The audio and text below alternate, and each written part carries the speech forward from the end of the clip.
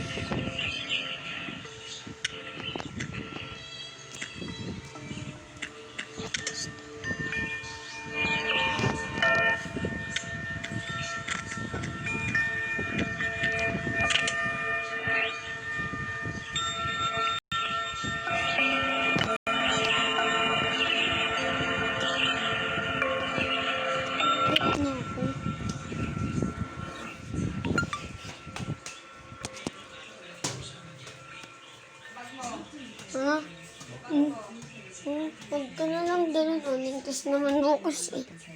He just turned 24 and I'm 22. Dito He's ko. the love of my life. Dito ka na. His name is Jamie, and I couldn't be happier to be. Ha? Ay, asan?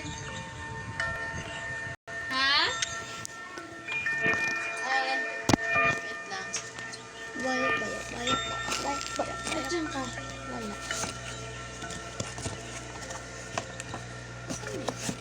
Tayo. Sakit mo nagbira. Sakit mo may racket.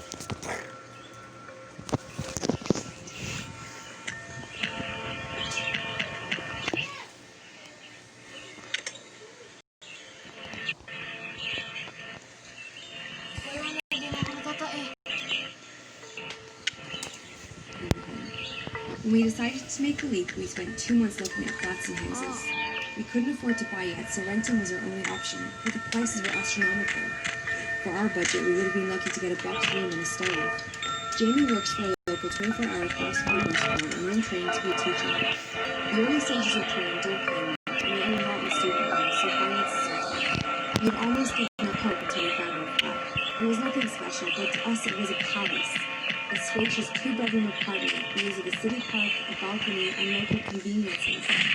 It was in a tower block in a not-so-nice area, but neither of us had been wealthy before. We weren't fussy, just grateful to be together.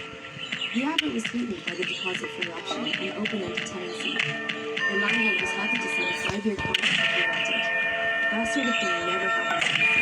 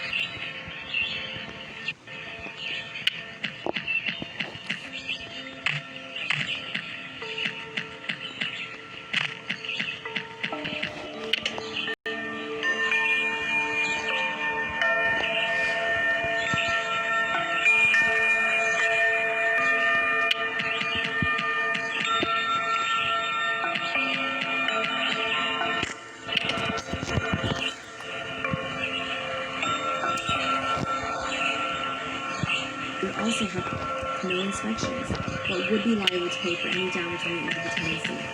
I'd never heard of anything quite like it. We knew that for our budget and location, we weren't going to get any better. We snapped the place up fast, not even bothering to view it. It felt like our only chance. Move-in day rolled around quickly, and yesterday we got the keys to our first home together. It was such a strange feeling. The day was chaos, getting our stuff in and up in the lift. We were flat number 42 on the 7th floor. The items we couldn't get in the lift had to be taken up all the stairs by the removing man. I think we were grateful we weren't any higher, but I still wish we'd been able to give them a better tip. In the evening, we settled down on our second-hand sofa, smoked cigarettes on the balcony, looking at the park, and fell asleep on our mattress on the floor super early because we had no energy to put the bed together yet, and Jamie had to work at a hideous time of the morning. We slept soundly last night. I felt safe and happy. I don't think that feeling is coming back anytime soon, and it's all due to the note I found this morning. I found it in the kitchen, having a coffee, hours after Jamie had left for his early shift at work. It was in one of the cupboards that were fixed to the wall. There were a bunch of useful items from the previous tenant. Spare keys to the flat, a set of tiny keys that locked and unlocked the windows, necessary for those with kids this high up. There were smoke alarm batteries, and a folded up piece of paper. The note was handwritten with new occupier of flat 42 in beautiful cursive on the blank side. I opened it up and sat down to read. I can't really describe it to you, so I'm going to copy it out below. Dear new occupier, firstly, welcome to your new home. I lived here before you for 35 years with my husband. Unfortunately, he had an incident at home recently that I'd rather not discuss that claimed his life. My sister has now decided I can't keep up with the demands of the property and has insisted that I move in with her and her husband. I was reluctant at first, but the stairs do kill me at my age, and without Bernie, it's filled with sadness. Anyway, when you've lived somewhere for as long as I have, it feels like a person that you know. You understand its personality and what makes it tick. I thought it was probably pertinent that I impart some of that knowledge on you.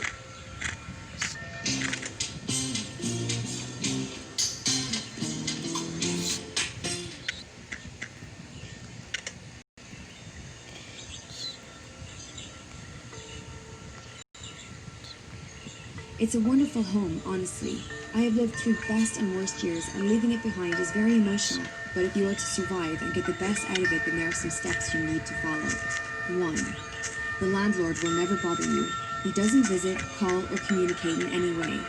But make sure you pay your rent in a timely fashion, always. I have only dealt with him once in 35 years, and let's say I never missed another rent day. Any repairs required, you speak to the agent you rented the place with. 2. Do not use the communal lift between 1:11 and 3:33 a.m. Just don't do it. This step is vital if you are to have a happy life here. It really is life or death. Don't do it. This has cost me and many others in the building greatly, and I would rather not elaborate on why you shouldn't do this. Just please don't do it. I cannot stress this enough. 3. When you hear the strange animal noises coming from flat 48, don't question it. Mr. Prentice lives there, and he's a lovely chap. Don't be afraid to say hello to him in the corridor or on the stairs. He's old school, so he never risks the lift. But whatever you do, don't check on him when you hear the noises. You'll know when you hear them. 4. If you ever come across a window cleaner on the balcony, ignore him. He may seem like the nicest fellow you've ever had trying to sell you something at the door, but it really is best that you don't engage. He will go away if you ignore him. But he tries pretty hard the first few times, so you need some resilience. Whatever you do, don't offer him anything. No money, no hot drink. 5. Don't leave food scraps out. Bin or refrigerate them immediately. If you have small animals, it is imperative that you watch them eat and take away any leftover food immediately after they are done. This and Rule 2 go hand in hand. The things forage all day and seem to really love animal feed. You don't want them in your flat, I promise. You can leave what you want out between 1:11 and 3:33 a.m., so you may want to feed your pets then. 6. Don't communicate with any neighbors who claim to come from flats 65 to 72. These flats suffered a fire in the late 80s that devastated the whole floor. All of the residents died in their homes. The building was mostly council-owned at the time, and they never bothered to renovate the flats. They've been empty ever since, but every now and again, someone will knock on the door claiming to live in one of these flats and add bars and sugar. They will seem entirely average, but you must shut and lock the door immediately. I installed 2 extra security walls to avoid these f***ers. I don't like to swear at my age, but they really are f***ers. 7.